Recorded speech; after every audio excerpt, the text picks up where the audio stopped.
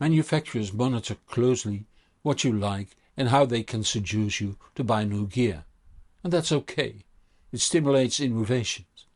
But not always in every way. And how can you arm yourself against traps?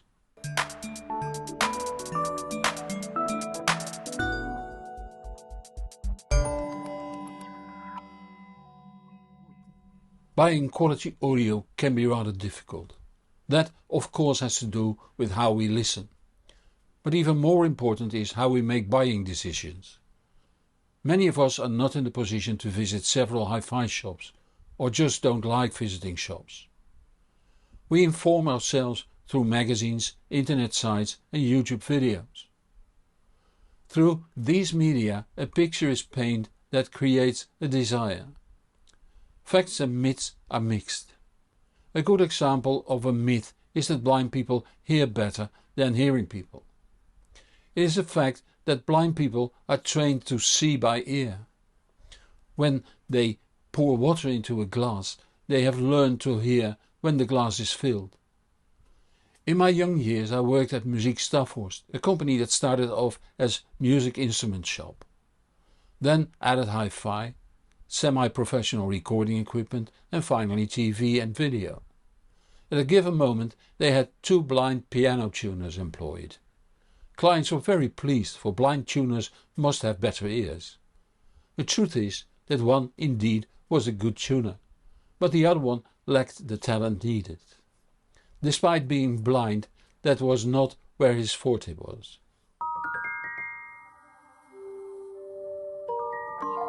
Such myths are also present in the audio world.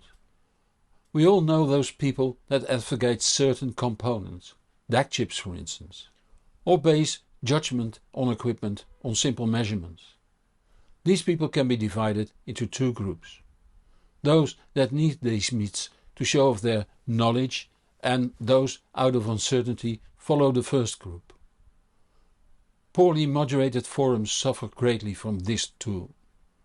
But also in smaller circles you can see this behavior, like birthday parties. Anyway, the more commercially engaged manufacturers use these myths to make you believe their equipment is the best. On the other side of the spectrum there are usually small manufacturers that don't care about what you want. They make equipment the way they think is best. And in between these extremes there are many variants.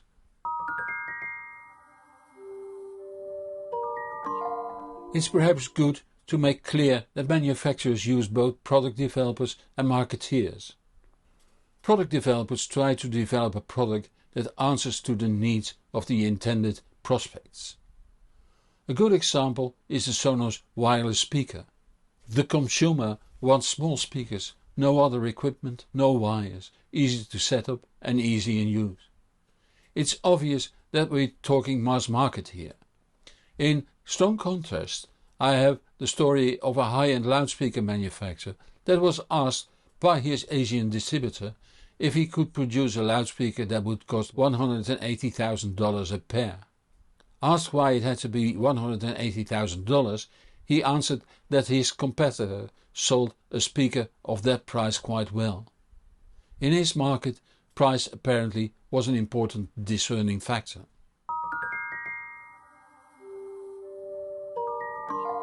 And then there is the marketeer. His function is to seduce the prospect to buy the product. Explain what it is and why it is a good proposition, preferably better than that of the competition. Many companies market their products with integrity, like the Philips and Sony marketeers that tried to explain digital audio when the compact disc was introduced. They used the staircase waveform but forgot to explain that the low-pass filter after the conversion would smooth out the staircase, to a certain level at least. Another one, advertising the balanced outputs of a preamplifier while only the outputs are balanced is already less, well, let's say decent. Like calling the entire high-end market mafia-like, while you allegedly don't have sufficient money to produce the product you are pushing.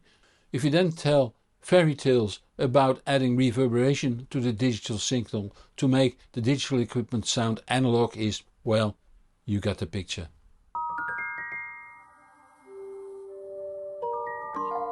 How then, being the consumer you are, can you make proper buying decisions?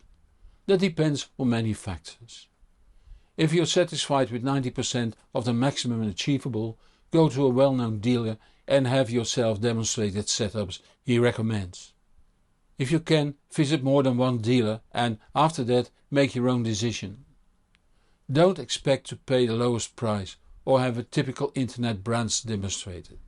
The man has to pay rent, staff, stock, cover warranty and, if it's really a good dealer, installation.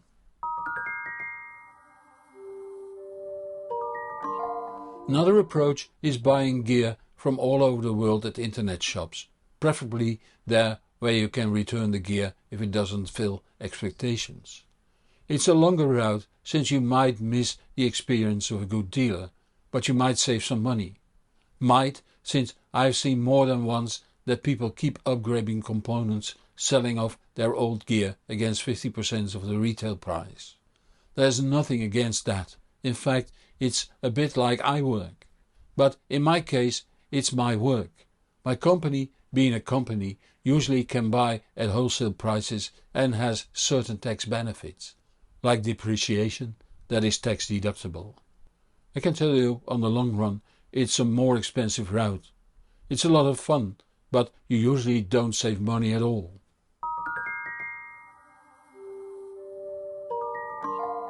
A preamp operating in Class A does not automatically sound excellent, or even best.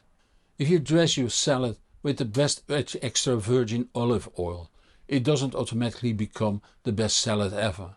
It also depends on the other ingredients and whether the salad was freshly prepared. Another one, a linear power supply is not always the best power supply. Someone asked me if a €25 linear power supply was better than the iFi iPower 2 switch mode power supply. I didn't know the €25 power supply, but I would have been surprised if that would be the case. For that money you can hardly buy a decent toroidal transformer, but what about the rectifier, capacitors and other components needed? And then it has to be built in a housing, wrapped and shipped. Want other example? Silver-based cables sound sharp according to some.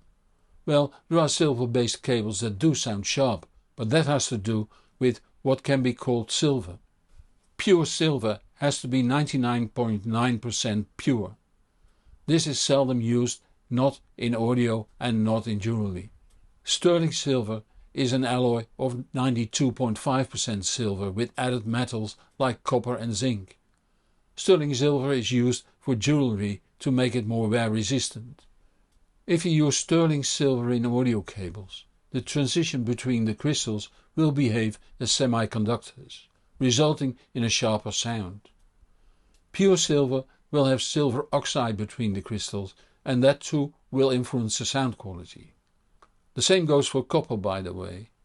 To prevent pure silver and copper to form oxide is to prevent oxygen to enter the metals. That is done with so-called oxygen-free silver and oxygen-free copper. But saying that oxygen-free silver sounds very good would be wrong too. Unless the purity is also mentioned, it could be sterling silver.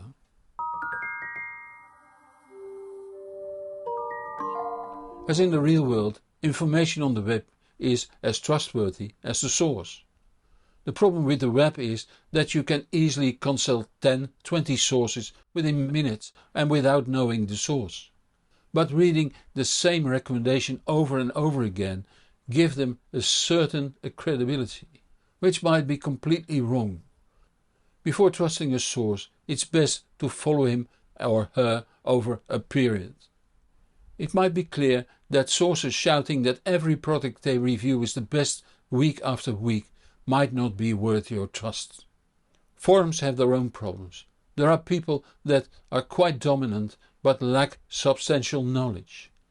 Often they start a heavily moderated forum where you can only get access to if you are relevant and keep the access as long as you stay relevant. I'm not saying that you should stop visiting forums, just interpret what's been said and ignore the meanies.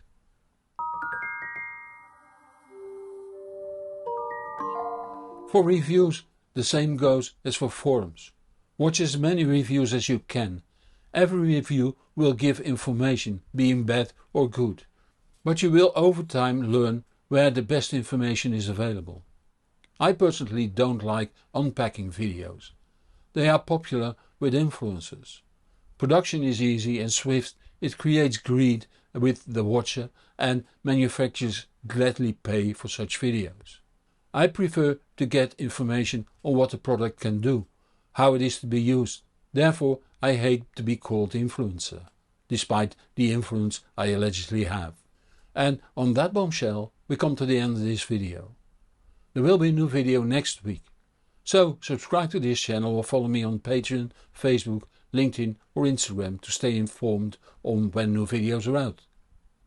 Help me reach even more people by giving this video a thumbs up or link to this video on the social media. It is much appreciated. Many thanks to those viewers that support this channel financially. It keeps me independent and lets me improve the channel further. If that makes you feel like supporting my work too, the links are in the comments below this video in YouTube. I'm Hans Beekhuizen, thank you for watching and see you next week. And whatever you do, enjoy the music.